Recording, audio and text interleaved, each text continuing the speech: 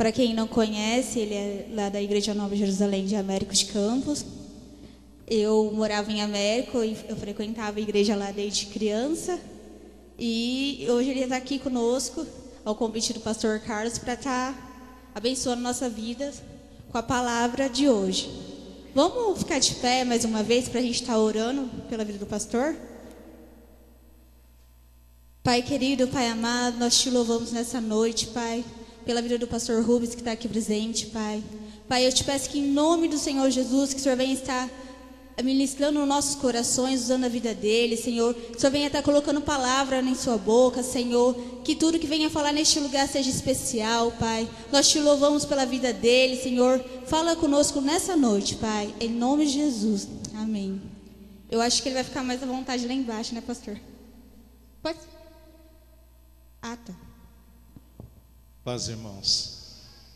Vou pedir para desligar o ventilador, porque eu estou saindo de uma gripe. Eu até achei que eu não ia dar conta de vir aqui hoje. Tanta gripe, tosse, né? E me atrapalhou durante a semana. Irmãos, os irmãos podem sentar. É uma alegria, é um prazer muito grande estar aqui na Igreja Cristã Campo Novo.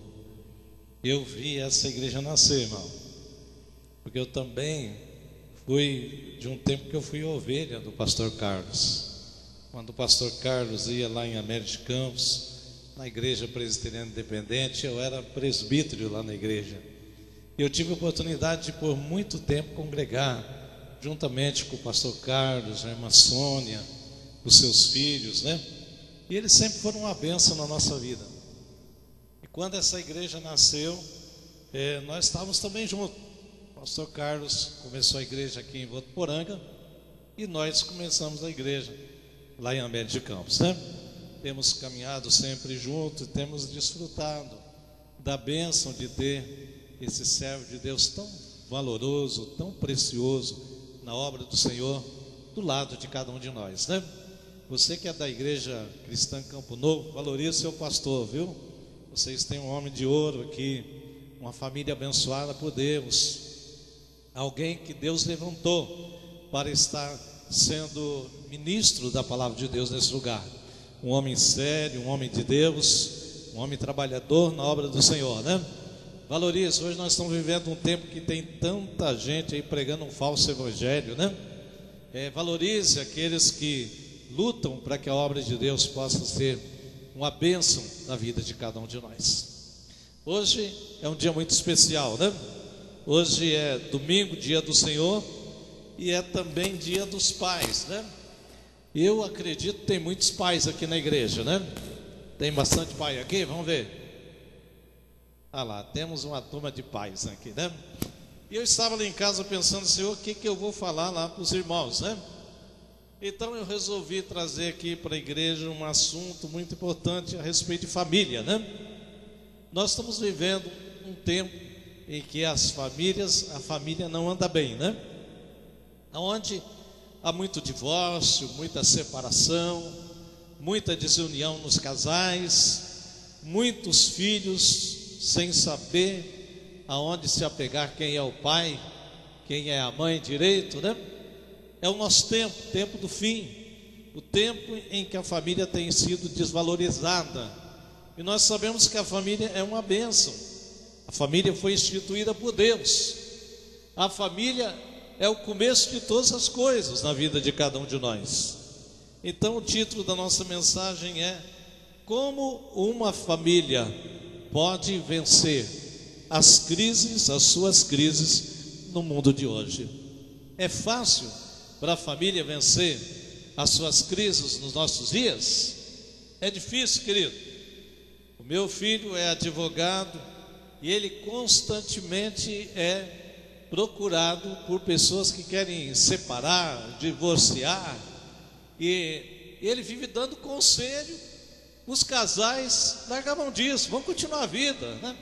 E eles chegam lá e falam: advogado, eu quero largar da minha mulher, o que eu devo fazer?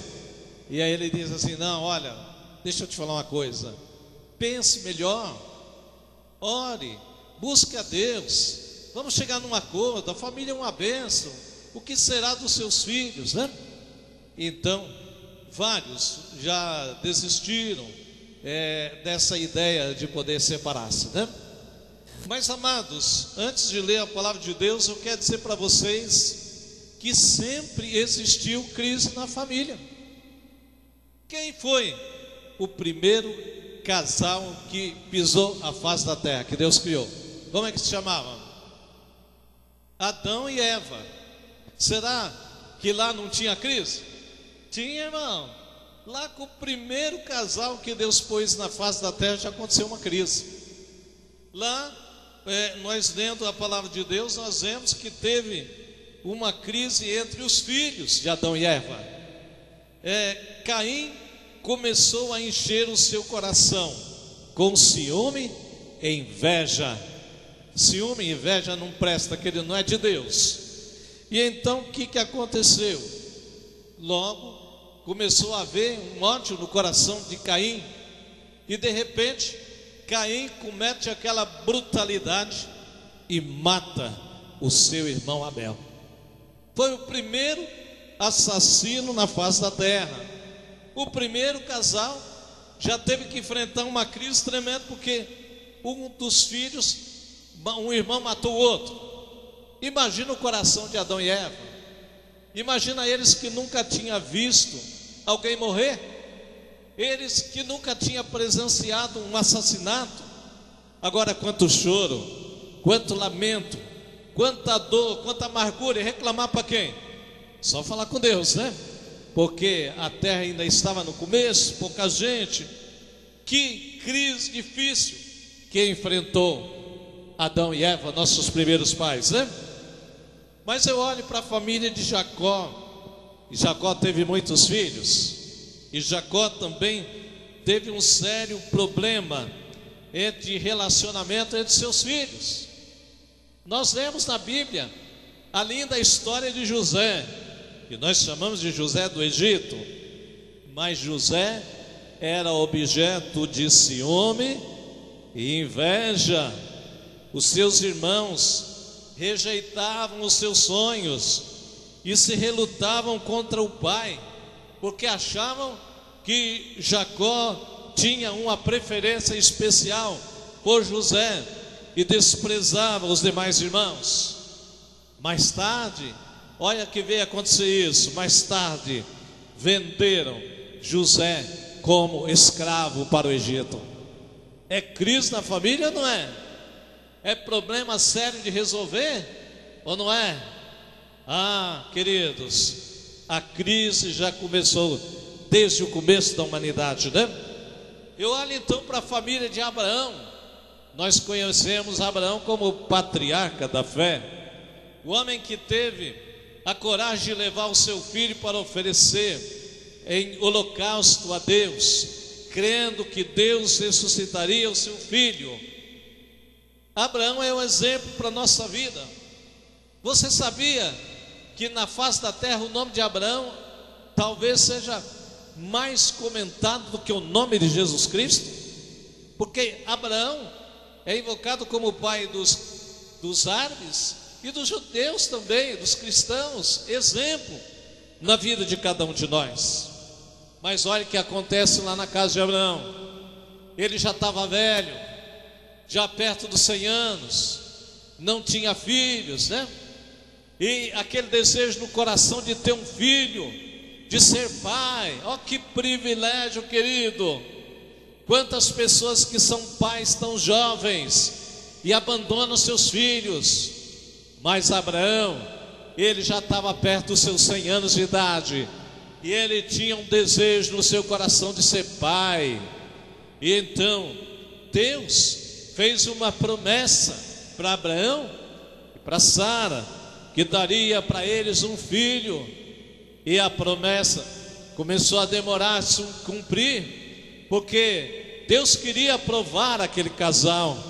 E é então que Sara faz um ato de loucura, pede para que Abraão fique com a sua escrava Agar, para ter um filho, porque não acreditava que Deus era poderoso para dar um filho para eles, porque ela considerava Abraão já amortecido sexualmente, né?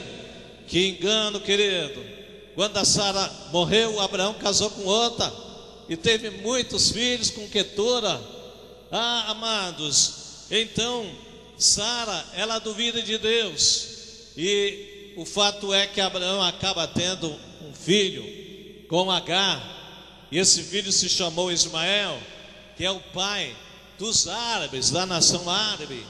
E depois então nasce o filho da promessa, que é Isaac, é o pai dos judeus, e até hoje vive brigando, Ismael contra Isaac, judeus contra árabes, árabes contra judeus, nessa guerra desenfreada que não tem fim, por causa do pecado de Sara. Queridos, agora quando nasce o filho da escrava, que problema que acontece lá na casa, que crise, porque agora Sara manda Agar sumir daquela casa, juntamente com o seu filho Ismael, porque agora não servia para estar mais naquele lugar. Então, queridos, olha que situação, que crise que aconteceu lá no meio daquela família. Ainda quero lembrar a história de Ana. Ana, ela era constantemente insultada por Penina, que era a segunda mulher de seu marido. Ela era desprezada, era humilhada porque era estéril e não tinha filhos. Mas Deus, um certo dia, honra a Ana e abre a sua madre. E aí então Ana foi mãe de Samuel, querido, o homem que foi profeta, sacerdote, juiz, aquele que nós falamos na igreja: eu quero ser da geração de Samuel. Querido, Deus sempre cumpre as suas promessas na vida de cada um de nós. Mas nessa noite em que nós estamos falando a respeito da família vencer as suas dificuldades aqui no mundo, queridos, eu quero deixar bem claro isso, que desde o começo da humanidade, a família tem enfrentado crises em relacionamento, crise entre casal, entre o marido e a mulher, crise com os filhos, e não é diferente nos dias de hoje. Nos dias de hoje, as coisas ainda são piores do que eram no passado. Mas será que Deus não tem uma resposta para essa coisa? Será que Deus, que ama tanto a humanidade, não deixou uma palavra especial para cada um de nós? Como vencer a crise no meio da família? Nós vemos nos nossos dias quantas crianças frustradas diante de viver casamentos aonde o pai e a mãe vivem distante. Hoje pela manhã lá na nossa igreja, o nosso pastor presidente, pastor Mateus, estava dizendo para nós das dificuldades que ele enfrenta na sua vida, porque aos 3 anos de idade o seu pai abandonou a sua mãe, e eles passaram situações difíceis na vida deles, e somente há 1 ano atrás é que ele foi reencontrar o seu pai lá em Curitiba, onde já estava morando com outra mulher e tendo outros filhos e outros relacionamentos. Quanta mágoa, quanta dor no coração do filho traz pela falta do exemplo, pela falta do convívio do pai a quem a criança tanto ama. Querido, talvez você abra a sua Bíblia e lê os textos da palavra de Deus e não presta atenção naquilo que Deus quer falar para o nosso coração. Mas nessa noite eu separei um texto aqui da palavra de Deus, do livro de Mateus, capítulo 7, do versículo de número 24 até o versículo 28, em que Jesus tem uma palavra toda especial para a família. E essa palavra é uma palavra para nos ensinar como é que a família faz para vencer as suas crises, os seus problemas, as suas dificuldades do tempo em que ela vive. Você que é pai, você que é mãe, você que está enfrentando problema na sua vida, você que às vezes está desanimado, eu quero dizer para você nessa noite que é uma palavra de Deus para o teu coração, que é uma mensagem de Jesus para a tua vida. Há algo que Deus, há um escape de Deus, há um livramento de Deus para a família, e que nós precisamos tomar posse das nossas vidas, para que nós possamos salvar o nosso casamento, para que nós possamos salvar os nossos filhos, para que nós possamos salvar a família que está vivendo hoje em situações tão difíceis. Sabe, querido, não há igreja forte se não houver família forte. Não há país abençoado e próximo se não começar na família. É por isso que os antigos já diziam que a educação vem do berço. É a mão que embala o berço, é a mão que rege o mundo. Diz as histórias, os ditados populares que os homens colocam por aí, né? Mas vamos ver o que Jesus falou para nós como solução para a família. Ele diz assim: todo aquele, pois, que escuta essas minhas palavras e as pratica, assemelhá-lo-ei ao homem prudente, ao homem que tem juízo, né? Ao homem que edificou a sua casa sobre a rocha, e desceu a chuva, correram rios, assopraram ventos, e combateram aquela casa, e não caiu, porque estava edificada sobre a rocha. Esse é o primeiro modelo de família que Jesus fala. E ele diz assim no versículo 26: e aquele que ouve essas minhas palavras e as não cumpre, compará-lo-ei ao homem insensato, ao homem louco, né? Ao homem que não tem juízo. É o homem que edificou a sua casa sobre areia, e desceu a chuva, correram rios, assopraram ventos, e combateram aquela casa, e caiu, e foi grande a sua queda. E aconteceu que, concluindo Jesus esse discurso, a multidão se admirou da sua doutrina, porquanto os ensinava como tendo autoridade e não como os escribas. A gente lê sempre esse texto e muitas vezes a gente não presta. Desculpa, irmãos. A gente não presta atenção naquilo que Jesus quer dizer para nós. Há um segredo de Deus para a nossa vida. A nossa família, para ser vitoriosa, para acabar com os problemas, para vencer as crises aqui nesse mundo, a nossa família precisa ser edificada sobre a rocha, que é nosso Senhor Jesus Cristo. Eu me lembro meu saudoso pai, que viveu com a minha mãe mais de 60 anos, e lá em casa todos os dias eles faziam o culto doméstico e liam a palavra de Deus, e levavam os seus filhos para a igreja todos os dias. E o dia que não ia na igreja, o povo da igreja ia em casa, porque tinha alguém doente. Porque a casa de Deus, a casa de oração, era o lugar onde a família tinha que estar todo dia, para aprender das riquezas gloriosas do reino dos céus para a nossa vida, para que pudéssemos aprender e a servir ao nosso Deus. Fomos abençoados, querido. Eu sou pastor, vou fazer 36 anos de casado também. Meu irmão é pastor aí da igreja presbiteriana renovada, casado já há bastante tempo. Minha irmã é diaconisa da igreja, e há um bom tempo de casado. Aprendemos dentro da igreja, com a palavra de Deus, a edificar a nossa casa na rocha, a edificar a nossa casa dos alicerces da palavra de Deus, dos ensinamentos de Jesus Cristo para a vida de cada um de nós. Mas o que simboliza a rocha, irmãos? A rocha, ela é símbolo da resistência. Você pode dar um chute na rocha que você vai quebrar o pé, mas ela não sai do lugar. A rocha é símbolo de durabilidade. A rocha não acaba, é para sempre, a não ser que solte uma dinamite para explodir ela, né? A rocha, ela é um símbolo de persistência, de firmeza, de estabilidade.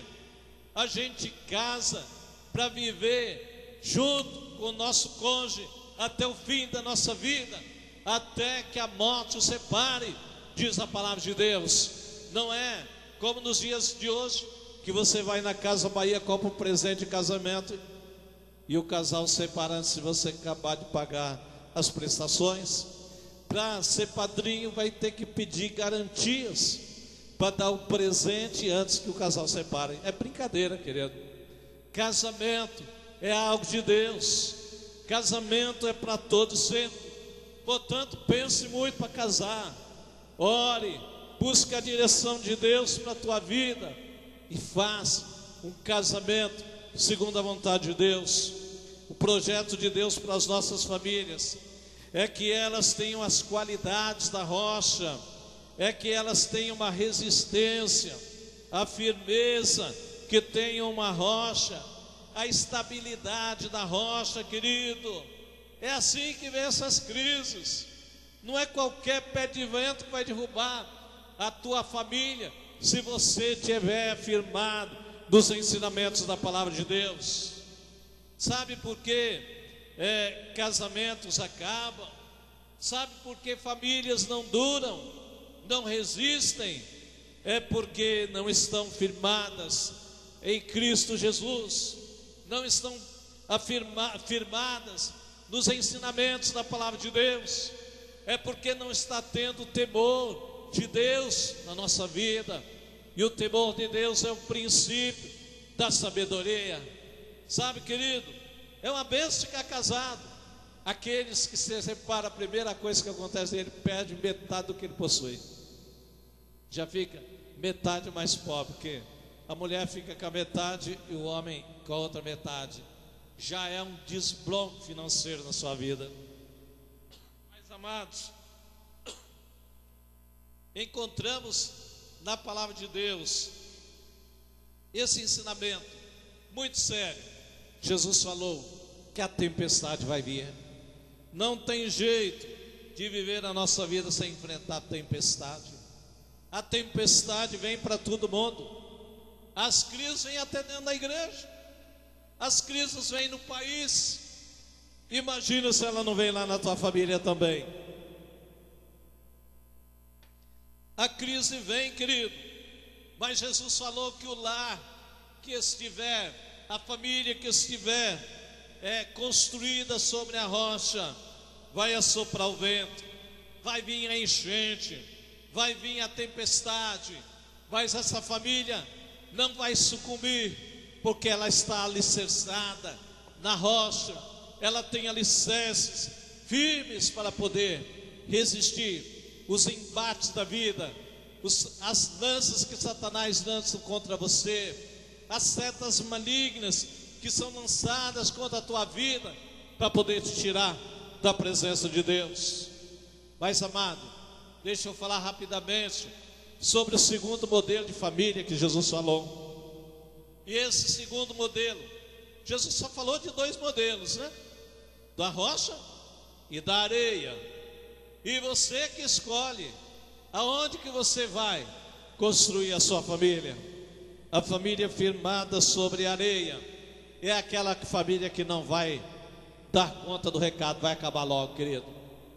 E há aqui na nossa mensagem uma ilustração que diz assim, que lá na Itália eles construíram uma torre que é muito famosa, a Torre de Pisa. Ela foi construída sobre um solo instável. Sabe o que aconteceu com a torre? Ela entortou para cair. E aí então foi necessário que os engenheiros viessem lá reforçar as bases dessa torre, para que ela não caísse. E está hoje lá inclinada a torre, e foi necessário colocar muita rocha, cimento, base sólida, ferragem, para que a torre não caísse. Qual é a moral disso? Da mesma forma que a torre afunda, se estiver sobre areia, há muitas famílias que estão em processo de ruína, em decadência, porque elas não estão firmadas na rocha, que é a palavra de Deus. Você pode até estar dentro da igreja, mas se você não firmar a sua casa na palavra de Deus, você vai cair, querido, porque ninguém aguenta as tempestades, as crises, os vendavais que veio sobre a família na face da terra, que representa a areia para a família. A areia é a falta de Deus. Amados, quem deveria ser o primeiro de estar aqui na igreja nessa noite? Seriam os homens, porque o homem é o sacerdote do lar. O homem muitas vezes se gaba que Deus falou: olha, o homem é o cabeça da casa, o homem é a última palavra, mas o homem também é aquele que vai responder perante Deus a respeito da sua família. Quando Adão e Eva pecaram, Deus veio falar primeiro com Adão: Adão, aonde que você está? Sabe, querido, a responsabilidade da família, a responsabilidade maior é do homem.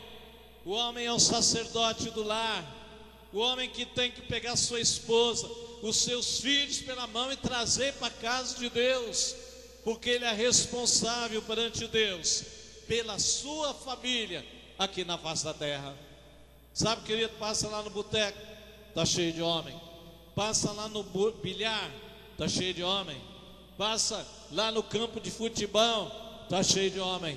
Passa na igreja, está cheio de mulher. Os homens estão esquecidos dessa grande responsabilidade que eles têm perante Deus, porque eles são os sacerdotes de Deus perante a sua casa, perante a sua família. A tua palavra de homem, de chefe da tua casa, tem responsabilidade, e até Satanás respeita a tua autoridade na sua casa, porque a tua palavra tem poder. A tua palavra foi abençoada por Deus para abençoar a sua família. Ah, queridos, a casa edificada sobre areia é a casa que tem falta de comunhão, aonde as pessoas não se reúnem, aonde o marido é ausente da casa. A casa edificada sobre areia é a casa onde não tem oração, querido. Eu conheço casas que os filhos que estão orando pelos pais. Ah, amado, que pena. O pai deveria estar orando com os filhos e abençoando eles em nome de Jesus. A casa edificada sobre areia é aquela onde há intolerância, não se tolera mais um outro. É a casa onde está cheio de ciúme, de inveja. Olha o que aconteceu lá no passado. O ciúme e a inveja fizeram com que surgisse o primeiro assassinato na face da terra. A casa é edificada sobre areia é a casa onde está cheia de alcoolismo, onde o marido chega todos os dias embriagado e dá um péssimo exemplo para a sua família. Quantos filhos sofrendo? Ah, amados, lá na nossa igreja nós temos crianças que vão na igreja e os pais não vão. E o dia dos pais, as professoras fazem lá na escola bíblica um desenho para eles entregar para os pais. Eles vêm entregar para mim, para outros irmãos da igreja, e nos abraçam e nos beijam, porque não tem a presença dos seus pais, que são o sustentáculo da família deles, para poder compartilhar a alegria, a bênção de ter um pai do seu lado para abençoar a sua vida. E eu quero terminar a nossa mensagem nessa noite, mas ainda preciso falar umas coisinhas, né? Eu quero concluir relembrando a história de Jó. Todo mundo olha para Jó e vê o seu sofrimento, e vê que a família de Jó estava destruída, estava no fundo do poço, né? Estava lá nas profundezas da angústia, e que Jó ergueu os seus olhos aos céus. 16 vezes, irmãos, Jó pergunta: por que, Senhor? Por que eu estou sofrendo? Por que eu perdi os meus filhos? Por que a minha dor não cessa? Por que o Senhor não me mata? Por que o Senhor não responde às minhas orações? Não é assim que tem acontecido também em muitos lares? As pessoas ficam só perguntando: por que, Senhor? Por quê? Por que isso? Por que aquilo? Por que a mulher me abandonou? Por que os filhos não querem falar mais comigo? Ah, queridos, Jó lançou para Deus mais de 30 vezes a sua queixa amarga para Deus. Jó abriu seu coração finalmente, extravasou a sua dor, exprimiu as feridas das enfermidades, chorou as suas mágoas. Como resposta às suas perguntas perturbadoras na sua vida, naquele momento ele só escutou o silêncio. Deus não falava com ele, Deus não queria falar nada para Jó. Mas naquele momento, olha que crise difícil, a mulher de Jó então se revolta contra Deus, e ela fala para o marido: olha, meu marido, você não tem mais jeito, você está acabado, amaldiçoa o seu Deus e morre. Olha que conselho ruim. E então os amigos de Jó, eles ficaram revoltados, e eles falaram tanto de bobagens e acusações contra Jó. Certo é que a família de Jó estava vivendo em dessas trevas, num nevoeiro sem fim. Aquela família precisava de um avivamento, e lá no meio das densas trevas, no meio da dor, no meio do sofrimento, a gente costuma até dizer que quem não vem por amor, vem pela dor. E lá do caos brotou a restauração da família de Jó. Do deserto, uma fonte de esperança começou a jorrar para Jó. Jó compreendeu então que os desígnios de Deus não podem ser frustrados, diz a palavra de Deus. O sofrimento de Jó foi mudado por Deus quando ele compreendeu os propósitos de Deus para a sua vida. Em vez do sofrimento endurecer o coração de Jó, o sofrimento levou Jó mais para perto de Deus. Jó começou a buscar mais a Deus, a se aproximar de Deus. E sabe o que aconteceu? Deus converteu em bênção toda a maldição que o diabo lançou sobre Jó. Tudo o que o diabo tomou de Jó, Deus deu de volta para ele. Deus restaurou os bens de Jó. E a palavra de Deus diz ainda que Deus deu o dobro dos bens para Jó. Ele ficou o dobro mais rico. Agora, Deus restaurou a saúde de Jó. Deus curou todas as suas enfermidades. E Jó, que estava ali, segundo a sua esposa pediu para ele amaldiçoar a Deus para morrer, ele viveu mais 140 anos, e viveu uma descendência, e viu a sua descendência se prolongar sobre a terra. Ele foi abençoado por Deus. Jó viu o seu casamento sendo restaurado, diz a palavra de Deus. Sabe aquela mulher amarga que ele tinha na casa dele? Agora ela foi curada por Deus, e eles tiveram uma linda história de amor. Deixa eu te falar mais uma coisa de Jó. Jó havia perdido os seus 10 filhos, e Deus restaurou os filhos de Jó. Deus lhe deu outros 10 filhos, e agora Jó passou a ter 10 filhos na terra e 10 filhos no céu. E o detalhe, que as filhas de Jó aqui na terra eram as mulheres mais bonitas do Oriente, porque Deus deu para ele tudo melhor aqui na face da terra. Sabe, querido, Satanás tentou destruir a vida e a família de Jó, mas esse saiu da crise mais fortalecido, mais rico, mais perto de Deus. E é essa a conclusão da minha mensagem que eu quero deixar nessa noite. Talvez alguém que está passando uma crise muito grande na sua família, há a solução para a sua família, querido. Assim como Jó pôde vencer a crise na sua família, você também pode vencer. Assim como Jó viu toda a sua vida sendo transformada para melhor e ficou o dobro melhor do que era, Deus também pode fazer isso para você, querido.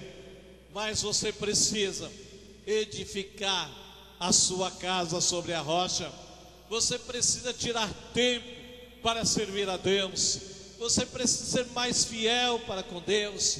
Você precisa vir mais na casa de Deus, ter prazer em adorar ao Senhor, ter prazer em ser um homem e uma mulher de Deus, honrar a Deus obedecendo ao Senhor, ter uma vida de testemunho, uma vida de fidelidade a Deus, que Deus vai te abençoar, vai te prosperar, vai te dar bênçãos sem medida na tua vida. É por isso que Jesus escreveu essa palavra aqui. Tem muita gente que edificou a sua casa sobre areia, mas ainda dá tempo de colocar rocha lá debaixo da sua casa, para fortalecer os alicerces, para que a sua casa não seja destruída, para que o seu casamento não acabe, para que os seus filhos não fiquem aí jogados, sem pai, sem mãe, frustrados diante da sociedade que nós temos no presente tempo, por não ter o afago, o carinho dos pais a quem Ele tanto ama. Hoje Deus pode fazer um milagre na sua vida. Deus pode e quer fazer um milagre na tua família.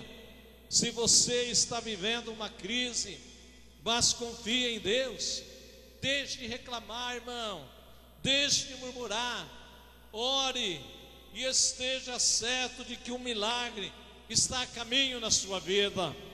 Certa feita eu vi um conto de que contaram que a mulher estava à beira da separação, porque o seu marido, ele não aceitava que a mulher ia na igreja, e ele brigava constantemente com a esposa.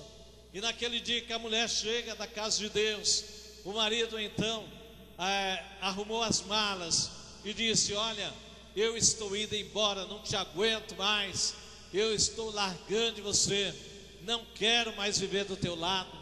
E era uma noite tão fria aquela noite, e imaginava o marido que a mulher ia fazer um estardalhaço, ia xingá-lo, ia fazer algo para expulsar realmente ele da sua casa. Mas quando ele fez desabafou todo o seu veneno, então a mulher disse: meu marido, você pode ir embora, mas deixa eu te dizer uma coisa, primeiro eu quero abençoar a sua vida. E aquela mulher então ajoelha ali naquela sala e começa a derramar lágrimas na presença de Deus e dizer: Senhor, toma conta desse homem. Senhor, abençoa meu marido. Senhor, a noite está tão fria, ele não tem aonde ir, ó Pai, mas eu peço uma bênção do céu sobre a vida dele. Eu peço que o Senhor coloque anjos do Senhor ao lado desse homem, preparando felicidade para o seu coração, paz para a sua alma, bênção. Que o Senhor faça o impossível para ele, porque eu abençoo ele no nome de Jesus. Eu declaro que o Senhor há de fortalecer e abençoar a vida do meu marido. E ela começou a profetizar palavras de bênção. Sabe, querido, quando aquela mulher termina a sua oração e ela fala: em nome de Jesus, porque a oração tem que terminar em nome de Jesus, né? Em nome de Jesus, amém. O marido está sentado no sofá, as malas estavam todas no guarda-roupa, e ele disse: minha esposa, eu não vou mais embora não. Deus tocou no meu coração, e eu percebi que realmente eu devo ficar aqui na minha casa, na minha família. Vamos continuar a vida. Me perdoe as coisas erradas que eu tenho feito. durante os dias da nossa vida, vamos tocar para frente a nossa vida. Deus há de nos abençoar. E então aquele homem pôde olhar a sua esposa com outros olhos e posteriormente pôde se converter e tornar um servo de Deus, porque ele foi abençoado pela sua esposa. Ele não recebeu uma palavra de murmuração, ele recebeu apenas palavras de bênção, palavras de Deus para a sua vida naquela noite. Sabe, querido, Deus quer restaurar famílias, Deus quer restaurar finanças do seu lar, Deus quer salvar os seus filhos. Muitos lares já perderam os seus filhos para a droga, para o crack, para as coisas desse mundo. Mas há um Deus que tem todo o poder no céu e na terra. Há um Deus que busca o filho pródigo, desviado da casa de Deus. Ele pode curar os seus filhos, Ele pode curar as suas enfermidades. Deus quer abençoar o seu casamento. Deus quer reconciliar você com aqueles que fizeram e ainda te fazem sofrer, querido. Essa noite, noite do Dia dos Pais, Deus manda te dizer que é um dia de restauração para o teu lar, para a tua vida, para a tua família. Agora é o tempo de buscar um avivamento poderoso de Deus para a tua vida, querido, e para a tua família, em nome de Jesus.